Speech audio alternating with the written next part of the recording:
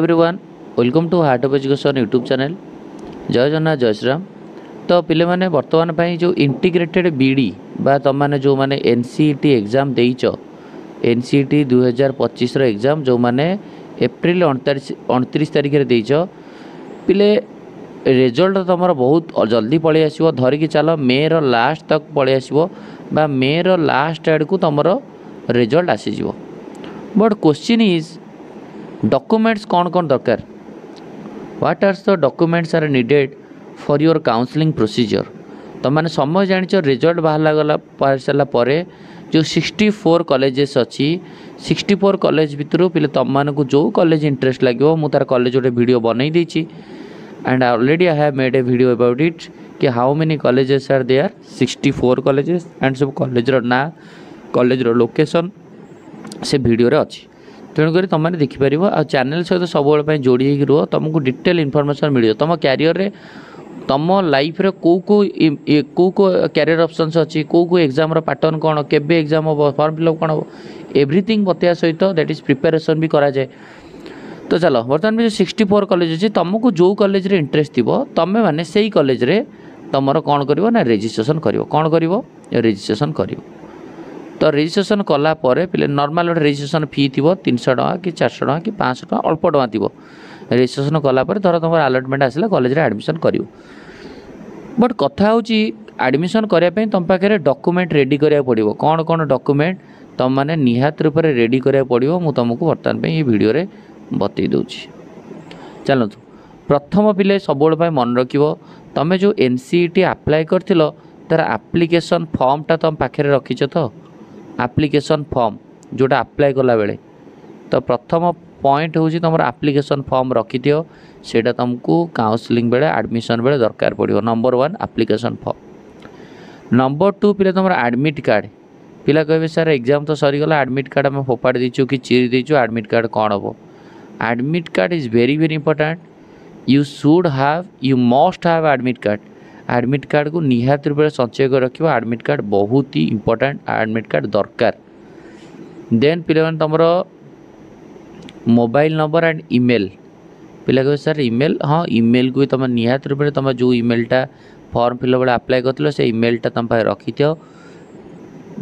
आउ रहिला तुम मोबाइल नंबर पिले से मोबाइल नंबरटा रखिथिबो जो मोबाइल नंबर तुम रजिस्ट्रेशन करथिलो मोबाइल नंबरटा निहात दरकार। एतिर किछि डॉक्यूमेंट नो एटा तो सब पिला पाखे थिबो। आ पिले तुम स्कोर कार्ड कोटा तुम स्कोर कार्ड पिला कहे सर रिजल्ट तो आसनी स्कोर कार्ड आसो कौन रिजल्ट जो आसीज तुम स्कोर कार्डटा को रखिबो।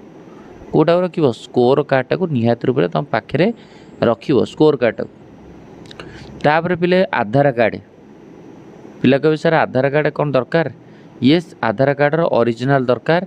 मन रखिबो आधार कार्ड रे तुमर नेम एंड आधार कार्ड रे तुमर डेट ऑफ बर्थ ये कम्प्लीटली सिमिलर थिबा दरकार। तुम 10th रो सर्टिफिकेट सहित 10th सर्टिफिकेट सहित आधार कार्ड रो name and date of birth सब मिसुवा दरकार आ ताकू रेडी कर रखियो।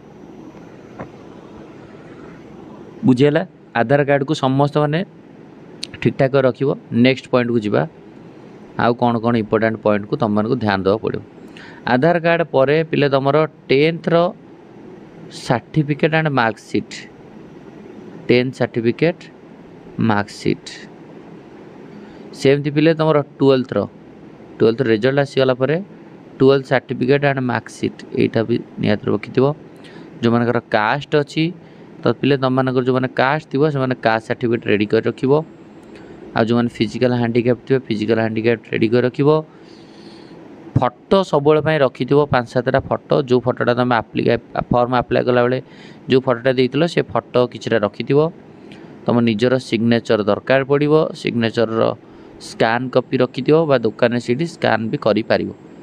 बुझिपाल कहीं जो तुम गोटे कॉलेज रजिस्ट्रेशन स्टार्ट हो तो डिटेल्स मागिबे कि जो तुम को कॉलेज रे ग्रेजुएशन करथिलो देन होची कौन आ सब मन रखिबो तुम मोबाइल नंबर ओटीपी से मोबाइल नंबर सेम ओटीपी दबो जो मोबाइल नंबर को तुम ओटीपी जाइतिला आ जो मोबाइल नंबरटा तुम सब चालू अच्छी आ जो मोबाइल नंबर तुम चालूनी कि बालांस नहीं से मोबाइल नंबर केबे भी दबनी कारण तुम डिटेल इनफॉरमेशन जहाँ भी नोटिफिकेशन जीव तुम मोबाइल नंबर को ओटीपी जीव एंड तुम ईमेल को जीव सो मोबाइल नंबर आउ ईमेलटा को रेडी कर रखि आप्लिकेशन फॉर्मटा पिले जो फिलअप करथिल से आप्लिकेशन फॉर्मटा कहीं चिरीबनी आप्लिकेशन फॉर्मटा काले तुम चिरीज आप्लिकेशन फॉर्म तुम गोटे काम कर यार फोटो उठेकी रखिदियो है आप्लिकेशन फॉर्म गोटे क्लीयर फोटो रखी था परवर्ती समय जदि आप्लिकेशन फॉर्म हजिगला ताले से फोटोटा को आम बाहर करें है ना आडमिट कार्ड पिला कह सर एग्जाम सरीगला पर आडमिट कार्ड फोपाड़ी दी जमा आडमिट कार्ड फोपाड़बनी आडमिट कार्डटा पाखे रखी था आडमिट कार्डटा बहुत ही दरकार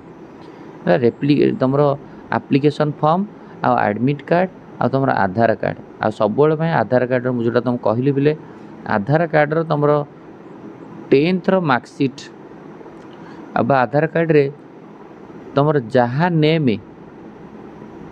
आ जहाँ डेट ऑफ बर्थ है same name same date of birth क्या भीतर रहा दरकार तुम आधार कार्ड रे जहाँ ना जो डेट ऑफ बर्थ से 10 सर्टिफिकेट आम सेम ना सेम रहा दरकार है भूल भाल जमी नहबा ना रिजल्ट बाहर जी मैंने तुम काउनसिलिंग शेड्यूल स्टार्ट हो प्रत्येक यूनिवर्सिटी काउनसिलिंग स्टार्ट करदे जमती तुम मैंने जाच काउनसिलिंग विभिन्न प्रकार इंस्टीट्यूट विभिन्न प्रकार डेट रे ही स्टार्ट करेंगे जमी गुरु नानक कॉलेज रे रजिस्ट्रेशन स्टार्ट हो जाए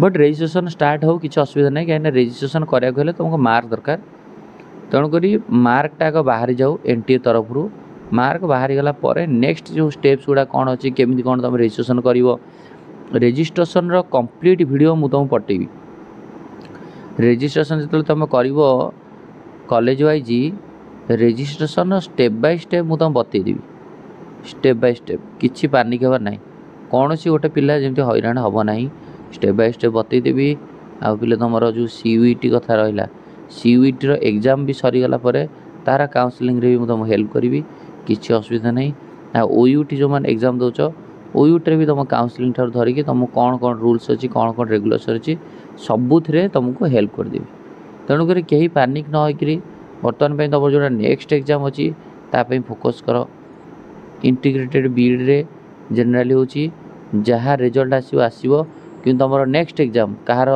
सीयूईटी थी कि कहार एम्स नर्सिंग थी कि कहार होची पारामेडिकल थी एम्स पारामेडिकल थी तेणुक जो सब आगु एग्जाम गुड़ाक अच्छी ताप फुली फोकस कर पास्ट अलवेज पास्ट जहाँ तेणुक इंटीग्रेटेड बीड रिजल्ट आसा अपेक्षा करिया ता सहित तुम मैंने विभिन्न प्रकार जो आगक एग्जाम अच्छी ताप भलसे पढ़ी प्रिपेरेसन होता है समस्त को ऑल द वेरी बेस्ट आपंकर जहाँ इनफॉरमेशन थी निहात रूप से कमेंट करियो मु सिचुएशन को बुझी 100%। तो येस ये वीडियो को एंड करिया नेक्स्ट वीडियो रे आपको आउ किसी इनफॉर्मेटिव जिनस आनिक देखा थैंक यू धन्यवाद।